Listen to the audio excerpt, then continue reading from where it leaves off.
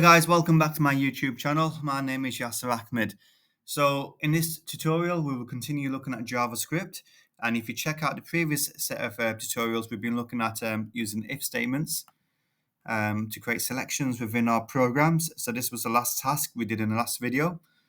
And this was a task before that as well. So in this video, what we're going to be doing is we're going to be having multiple conditions. Okay, so we're going to be including else if.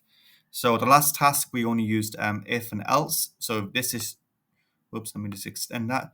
So this is your test, your logical test. And if this is true, we output this information. And if this condition is not met, then this is like the false statement. Then we output this instead. But in this task, what we're going to be doing is we're going to be having multiple conditions. Okay. So let's go ahead and get started. So let me just make some space in between the body tags. And we're going to be outputting some information. Okay, so the first name again, or the first thing we're going to do is we're going to just output the name, which we link to this identifier. And obviously this information will be coming from a variable where we will be entering values into at some point. Okay, let me just copy and paste this. We're going to have two more outputs of information as well. So we're going to have this program that we're making now is going to be based on a mark. Okay, and based on the mark you enter, it will either say you have passed, you can resit the exam, or you have to resit the whole course, depending on how well or badly you do in the exam. So we're going to have a review as well, so exam review. Okay, so what I'm going to do is these two will be heading 2 instead of heading 1, so the text will not be as big. Okay, so we've done that first part. Let's write the script. Okay, and the first thing is we need two pieces of information. Okay, we need to get the full name and the mark. So the mark, let's say for example, is going to be out of 100. Okay, so let's get that. So we need to first of all create a variable for the full name. Okay, so if you've been following these tutorials, a bit of repetition from the previous tasks, enter your full, whoops, I need to make sure I'm not making spelling mistakes. Okay, and the next thing is we're going to create another variable for the exam mark. We can just call it exam mark. And this time we're going to be entering it as an integer value. So parse int, open brackets, we need to get the input from the user. So we need a prompt, open the next bracket, and then we can say something like enter your exam mark. And then in brackets, we can say max 100. There we go. Okay, so we've got two variables.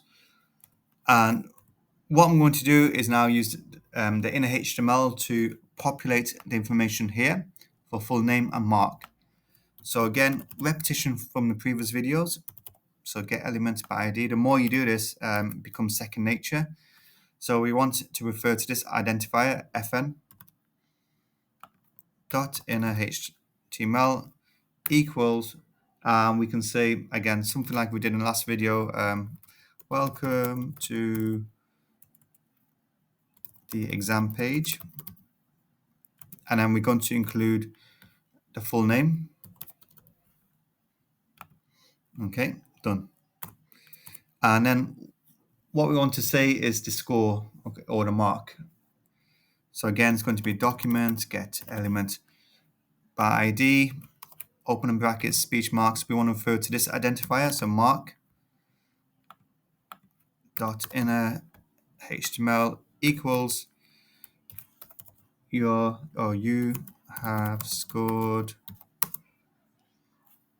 and then plus this variable here, exam mark, into this text string, you have scored. So you'll have a number plus speech marks in the exam. You can be specific and say computer science exam, ICT exam, whatever you want to say, but that's fine for me. So what we should have is two outputs FN and mark based on the prompts. Okay. So full name, let me just put that in and enter your exam mark. So 65. Yep, so we've got this shown as heading 1. You can see it's slightly bigger, and heading 2, 65. Now we're going to be doing if statements, okay? Because now we want to have the exam review. We need content for here, and that's going to be dependent on some conditions that we're going to be looking at. So if, opening brackets, exam mark, okay, is less than 20, for example, out of 100. So what you need to do is open up the curly brackets and write down what's going to happen. So if you do get less than 20, so in this example, what we're going to say is for the review, you need to reset the whole course, not just the exam, the whole course. So document get element by ID. We're going to refer to exam review dot inner HTML equals you need to reset the course. Okay, since this is not good news, we're going to output the information in red. Okay, element by ID. There we go. Dot style dot color equals red. And let's see if this is working. So we're going to put the maximum value that will be accepted here is 19. So let's just click on save. So full name, I just put YA for short. 19, that should output, yep, you need to reset the course. That's fine, and it's in red. Okay, I'm not quite done yet because we need another condition. So now it's going to be else. If we're not at the false yet, we're going to check for another condition. So exam underscore mark is now less than 40, for example. And if that's true, let's open up the curly brackets. And what I'm going to do is just copy and paste this information here into here. And so let's say the exam mark was not less than 20, okay, but it was less than 40, so they've scored 39, for example. So what we need to say now is you can reset the exam. So you can reset the exam. Still not great news. You haven't passed, so this is going to be like orange. Okay, save that. Go to the browser. Let's put my name for short. 39. So the first condition is not going to be true because it's not less than 20. But the next condition it will be true because it's less than 40, and it should output this. You can reset the exam, and then the font will be in orange. So when I press OK, yeah. But what I want is you have passed, and this to be displayed in green. Oops. So else, okay, open up the curly brackets. So if either of these conditions are not true, so the exam mark is 41, for example, this will be displayed instead. You have passed. Well done. Green. Save. Let's just make this a bit smaller so you can see the full code. So you can see we have conditions here. If you wanted to add more conditions, you can do. So I'm just going to change that to 60 instead. So if you score anything between these two values here, I'm trying to think what you can have instead. So you can reset the exam.